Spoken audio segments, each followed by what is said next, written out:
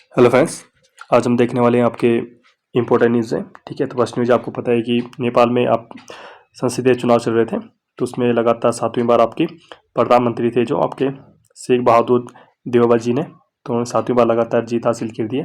ठीक है, तो प्रधानमंत्री आपके शेर बहादुर देउबा ने पश्चिम नेपाल के जो डडेलधुरा निर्वाचन क्षेत्र से भारी मतों के अंतर से लगातार 7वीं बार आपका जीत हासिल की है। ठीक है, उनकी जो नेपाली कांग्रेस पार्टी है अभी तक लगातार 13 सीटें जीत कर सबसे आगे चल रही है। तो आपको बताते इस एग्जाम की दृष्टि से क्या इंपॉर्टेंट आपका पूछा जा सकता है, नेपाल में आपकी किसकी सरकार ने जीता है, तो नेपाली आपकी कांग्रेस ने जीता है। ठीक है, तो किसने और प्रधानमंत्री कौन आपके जो देवबा जी थे उन्होंने फिर से यहाँ पे जीत लिया है, तो ये यहाँ पे इंपॉर्टेंट है आपके लिए। ठीक है, नेक्स्ट न्यूज देखते हैं। बीटेक की पुस्तकों को 12 भारतीय भाषाओं में किया जाएगा तैयार। आपको पता है कि बीटेक का पहले आपका सिर्फ इंग्लिश में हुआ, लेकिन जो अखिल भारतीय तकनीक शिक्षा परिषद है आपका AICT, ठीक है, all India counselling of technical education, ठीक है, उसने क्या बोला है कि इंजीनियरिंग डिप्लोमा और इंजीनियरिंग पुस्तकों को 12 भारतीय भाषाओं में तैयार करने की प्रक्रिया को शुरू कर दिया गया है। परिषद की ओर से बीटेक के दूसरे वर्ष की 1144 पुस्तकों को अंग्रेजी और 12 भारतीय भाषा करने के लिए निविदा मांगी गई है। ठीक है, तो बहुत ज़्यादा आपको सब चीज़ बीटेक की तैयारी आपको हिंदी में या अन्य भाषाओं में देखने को मिल सकता है।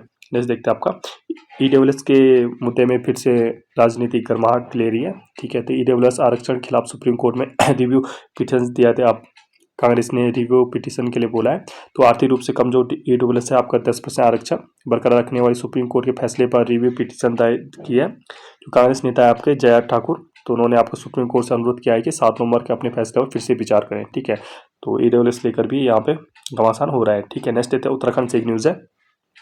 तो उत्तराखंड वक्फ बोर्ड के मदरसों में ड्रेस कोड NCERT पाठ्यक्रम लागू। ये बहुत ही इंपॉर्टेंट न्यूज़ आपकी, जो आपकी आने वाली एग्जाम में आपके उत्तराखंड की बहुत ही ज़्यादा इंपॉर्टेंट है, पूछा जा सकता है। तो उत्तराखंड सरकार ने जो राज्य वक्फ बोर्ड के दायरे में आने वाली सभी जो 103 मदरसे होते हैं में ड्रेस कोड और NCERT पाठ्यक्रम लागू करने का फैसला लिया है। इसमें पहले चरण में 7 मदरसों को मॉडर्न स्कूल की तर्ज पर चलाया जाएगा, जिसमें देहरादून, उधम सिंह नगर, हरिद्वार के 2 मादरसे और नैनीताल जिले में 1 मदरसे को मॉडर्न स्कूल की तर्ज पर बनाने के लिए बोला गया है। ठीक है, तो इसमें जो मदरसे होते हैं उनसे ड्रेस कोड और NCERT पाठ्यक्रम का लागू करेगा उत्तराखंड। ठीक है, नेक्स्ट आपका चीन में दुनिया की सबसे बड़ी आईफोन फैक्ट्री में उपलब्ध सैलरी पर बिगड़े कर्मचारी। ठीक है, तो ये न्यूज़ कवर करने का इरादा ये है कि जब एक बार आपका तमिलनाडु सर केरला में एक बार जब इंडिया की जो थी फोन फैक्ट्री, तो वहाँ पे ऐसा उपद्रव हुआ था, तो चीन ने इस मुद्दे को बहुत ज़्यादा उठाया था, बोला था कि इंडिया में इन्वेस्ट करना बेकार है क्योंकि वहाँ कभी भी आपका शांति नहीं हो पाती है। लेकिन जब अब चाइना में हुआ है तो इंडिया का यहाँ करते हुए बनता है कि इस न्यूज़ को बहुत ज़्यादा इंटरनेशनली या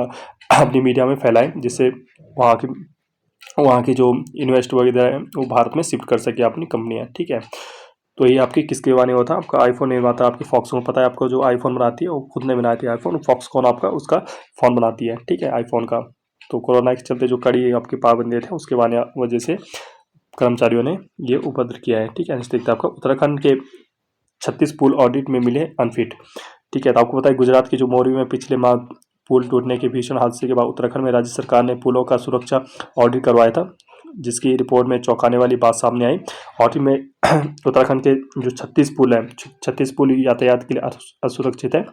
36 पुलों में से पौड़ी जिले में सर्वाधिक आपके 16 पुल आपके असुरक्षित आपके बताए गए हैं। तो ये आपको चिंताजनक बात है, इसमें से आपको ध्यान देने की जरूरत है आपको गवर्नमेंट को। ठीक है, नेक्स्ट आपकी नेक्स्ट न्यूज़ है आपकी अग्नि-3 मिसाइल का सफल परीक्षण। तो भारत ने बुधवार को जो ओडिशा तट के पास APJ अब्दुल कलाम द्वीप से बैलिस्टिक मिसाइल अग्नि-3 का सफल परीक्षण किया। अग्नि-3 मध्यम दूरी की बैलिस्टिक मिसाइल या परीक्षण जो सामरिक बल कमान के तदनुसार आपका लॉन्च किया गया। नेक्स्ट आपका कतर ने कहा जाकिर नाइक को नहीं बुलाया। आपको पता है जो स्टूडेंट या कोई भी आपका इंटरनेशनल जियो पॉलिटिक आपका इंटरेस्ट रखता हो, न्यूज़ देखता हो बहुत ही, तो ये इसको न्यूज़ को समझ सकता है।